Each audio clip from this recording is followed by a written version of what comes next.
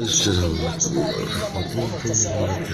Ia pun menjadi yakin akan segera menguasai dunia persilatan dan menjadi nomor satu. Tetapi hambatan terbesarnya adalah Pulau Pendekar. Ia kemudian berencana menggulung habis Pulau Pendekar sehingga tidak ada lagi yang berani mengalahkannya.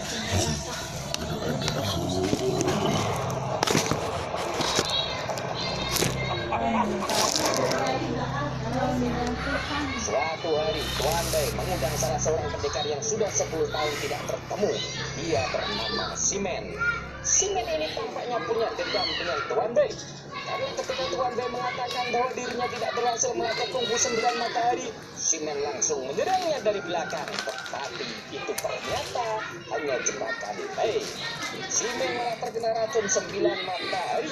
Simen langsung meminta penawarnya. Dia mengatakan bahwa dia sebenarnya hanya ingin mencoba saja dan tidak bermaksud menyerang apalagi membunuh Tuan Bei. Tuan Bei kemudian memberikan satu pil penawarnya, tetapi pil itu hanya akan bertahan 3 jam saja. Setelah itu kau akan mati pelan-pelan, kata Tuan Bei menakut-nakuti Simen ini.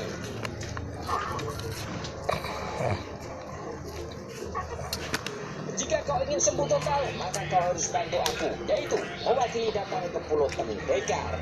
Tampaknya racun 9 matahari mulai beraksi. Simen terlihat tersiksa oleh racun tersebut. Tuan Bei kembali mengatakan, mau bantu tidak? Jika tidak, juga tidak masalah. Tapi nyawamu hanya akan bertahan 3 jam saja. Simen mengatakan, kenapa tidak memilih orang dari setemu saja untuk berangkat mewakili ke Pulau Pendekar? Tuan Bei kemudian menjawab, karena mereka tidak ingin membunuhku seperti kau, dan kaulah yang lebih pantas mewakiliku berangkat ke Pulau Pendekar. Tak ingin mati, Simen pun akhirnya bersedia menggantikan Tuan Bei berangkat ke Pulau Pendekar. Tuan Bei mengatakan agar mencatat seluruh rahasia kungfu dari Pulau Pendekar juga wajib meninggalkan jejak, karena Tuan Bei juga akan mengirimkan anggotanya untuk mengikuti di mana sebenarnya Pulau Pendekar berada. Sementara itu di perguruan Gunung Salju, Ketua Bei Zizan terus membujuk istrinya agar ia diperbolehkan menggantikan istrinya yang akan berangkat ke Pulau Pendekar. Dia beralasan malu pada dunia luar karena dia sebagai ketua, kenapa malah istrinya yang berangkat. Namun yang sebenarnya Bei Zizan khawatirkan ini adalah jika nantinya istrinya di sana bertemu dengan Ding Buzi, di mana Ding Buzi ini masih mengejar cinta istrinya ini. Setelah beberapa perdebatan, Nyonya Bei akhirnya kalah. Hari keberangkatan ke Pulau Pendekar sudah tiba. Tampak di sebuah dermaga kapal Sangsan dan Lausin sudah bersiap menjemput orang-orang yang mendapatkan undangan dari Pulau Pendekar. 4 orang ketua sekte sudah datang. Mereka langsung disambut seorang yang mengaku perwakilan Pulau Pendekar.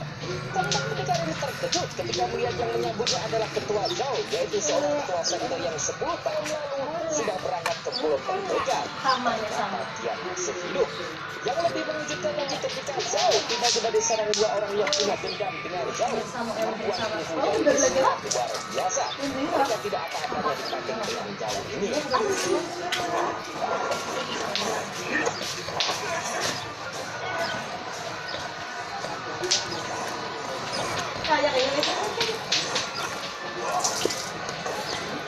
Mereka kemudian mengakui kungfu Zhao meningkat hampir 100 kali lipat setelah dinyatakan hilang karena pergi ke Pulau Pendekar.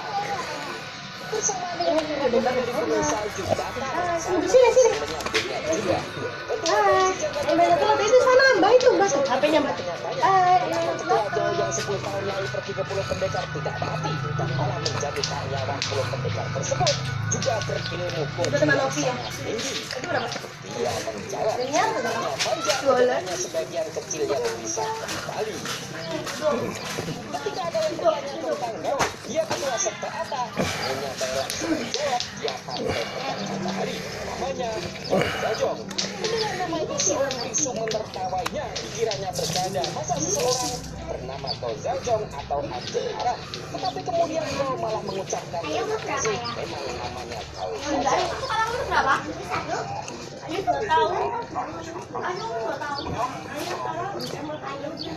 Sementara itu Ding Busan atau adiknya Ding Buzi diam-diam menyelidiki sekitar kapal siapa yang akan menentukan undangan ke Pulau Pendidikan.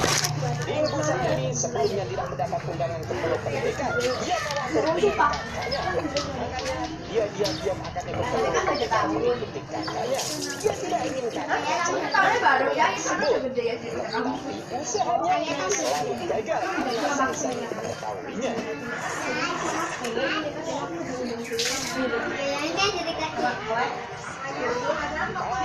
Sudah mulai menaiki satu mereka menunjukkan kemampuan itu ternyata sebuah tiket untuk naik kapalnya Sansa. Ingusan tidak putus asa, ia ternyata juga mempunyai sebuah plat undangan, tetapi naas plat itu ternyata palsu.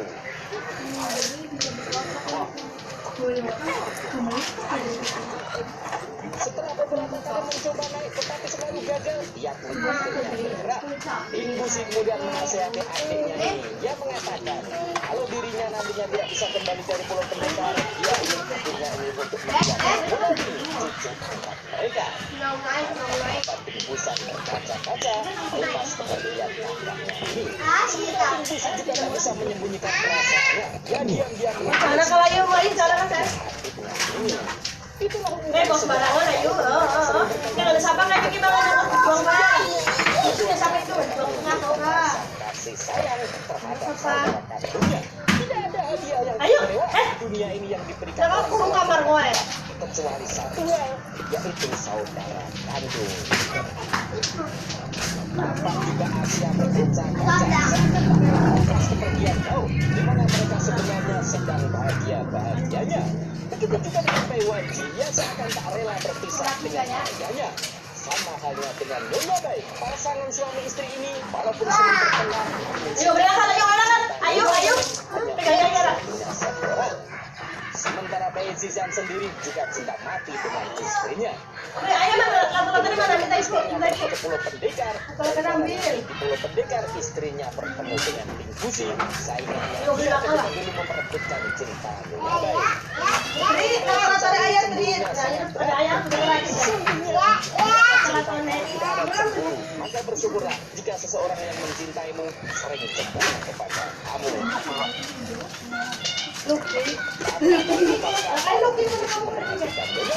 Kami tak puja namanya. Nyonya Bai kemudian meminta izin untuk berbicara empat mata dengan kau. Dalam pembicaraan itu Nyonya Bai berpesan kepada kau, jika di Pulau Pendekar ada kesempatan untuk kabur, maka manfaatlah peluang itu untuk segera kabur. Jika tidak bisa menyelamatkan kakeknya Bai Zizan, maka kau tetap harus kabur. Ia juga mengatakan akan menunggu suaminya di tempat itu sampai 3 bulan. Jika sudah 3 bulan suaminya tidak kembali, dia bersumpah akan terjun ke laut untuk bunuh diri menyusul suaminya. Itu akan senekat itu. Kemudian berjanji bahwa dia akan kembali sebelum 3 bulan. Sementara itu Minro dan Sikir yang menjadikan kau anak angkatnya, mereka juga pesan agar di sana kau berhati-hati. Dalam kesempatan itu kau mengatakan bahwa ibu wajahnya jelek tidak secantik Nyonya Minro. Tetapi anak Minro wajahnya mirip dirinya. Dia yakin pasti ayahnya mirip dengan Tuan Sikir. Tetapi dia kembali mengatakan tak tahu ibunya di mana jika tak tahu ayahnya siapa. Tampak Minro dan Sikir ikut merasakan kesedihan kau.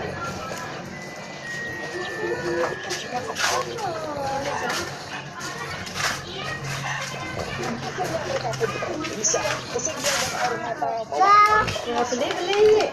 mereka merasakan seolah-olah itu menjadi hari terakhir bagi orang-orang yang berangkat ke Pulau Pendekar.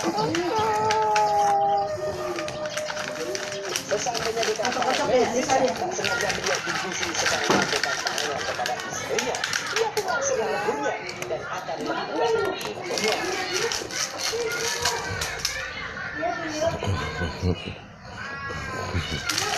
Sementara ada juga seorang wanita berjalan yang secara diam-diam selalu memperhatikan gerak-gerik Ingusi.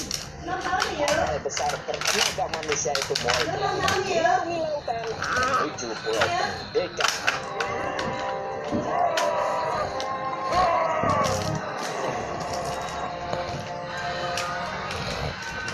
Sementara itu di pinggiran pantai, Nyonya Bai memerintahkan Baywanji untuk pulang ke Gunung Salju mengurus sektornya. Sementara dirinya bersama Asia akan menginap di pinggir pantai itu selama 3 bulan sampai Bai Zizan dan Aoki.